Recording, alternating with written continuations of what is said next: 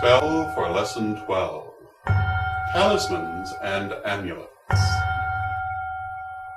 In keeping with the subject of this lesson, our spell here is about the creation and use of talismans and amulets. Talismans and amulets are magical items we use to help bring about changes in our lives or in specific situations. They can be carried on the person, in a pocket for instance, or on a chain around the neck, or they can be put in an appropriate place such as under a pillow or on a desk. A talisman or amulet can be made for any reason, though commonly they are used for such purposes as stimulating creativity, increasing prosperity, improving communication, expanding psychic receptivity, strengthening magical ability, drawing success either generally or to a specific endeavor, and overcoming general or specific problems. The difference between a talisman and an amulet is this.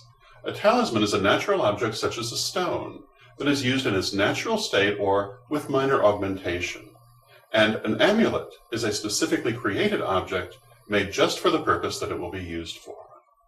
Over time, however, the meanings of these two words have blended together, and people often use them interchangeably. A talisman may be made of just about anything.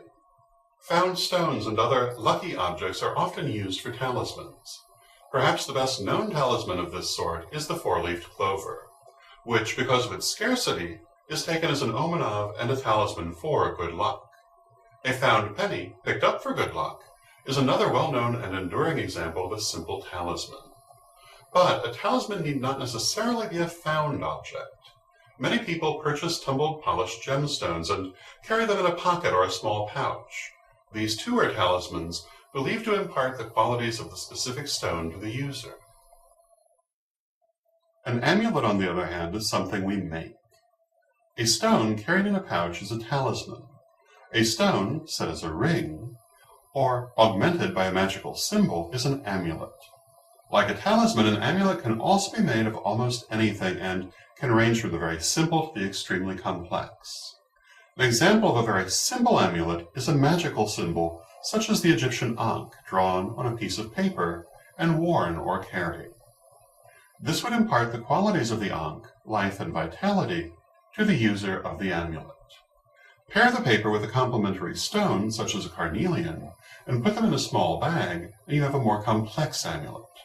You might also add a complementary herb or other items that also serve to stimulate the amulet's purpose.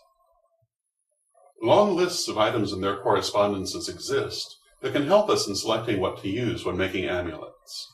But ultimately, whether an item feels right or not is the best way to decide whether to use it. The lists of herbs and stones that accompanied this and the previous lesson, as well as the lists of metals and colors included here, will go a long way toward providing inspiration for amulet making. In making talismans and amulets, do not feel that your efforts must conform exactly to what anyone else says. Remember that, like everything else in magic, the purpose of these items is for them to act as keys to stimulate the powers within you. Even though the substances of which talismans and amulets are made have properties of their own, how you charge an item will greatly influence how those properties will be used. How to charge a talisman or amulet. A talisman or amulet may be charged quite simply in basically the same way we would charge anything else. The easiest way to do this is to hold the item in your hands and visualize a ball of white light around it. As you do this, focus on the purpose to which the item is to be put. Concentrate on that purpose and imbue the item with that energy. In this way, you add greater energy to the item's native qualities. There are also more complicated ways to do this, such as the one described next. Method 2. Begin by clearing and releasing all excess energy. Place your hand over the item. Make 3 to 1 or counterclockwise circles over the item, concentrating on removing any negativity from it. Say something to the effect of, "Behold, I do cleanse and purify you, casting out from you any impurities that may lie within." Imagine yellow-white light pouring down from your hand into the item and forcing out all negativity. Now, make 3 jostle or clockwise circles with your hand over the item and say something like, and I do bless and consecrate you to this work. Visualize the item being filled with a clear bluish-white light. Imagine the item filling with this light until it shines as brightly as if there were a blue-white sun within it. You have now cleansed and charged your object. Color chart for amulets and talismans. Black, protection, safety, and grounding. Also wisdom, guidance, and learning. Purple, spirituality and psychism. Indigo, psychic ability, clairvoyance, and spiritual guidance. Blue, communication, focus, and willpower. Green, healing, prosperity, fertility, growth, abundance, and money. Yellow, pleasure, happiness, and success. Orange, creativity and self-expression. Red, strength, vitality, and passion. Adds extra energy to any working. Pink, romantic love, compassion, and nurturing. White, innocence, manifestation, unity and purity, general purpose. Violet, spirituality, connection to higher self and the goddess. Metal chart for amulets and talismans. Gold.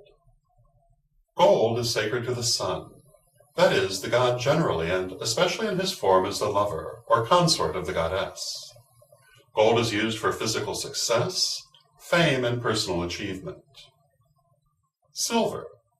Silver is sacred to the moon, that is, the goddess generally, and especially in her form as the Great Mother.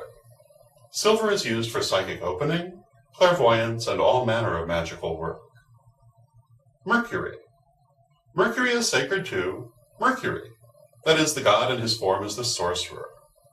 Mercury is connected to communication, speed, and movement. But as it is extremely poisonous, it is not generally used today. We recommend aluminum instead.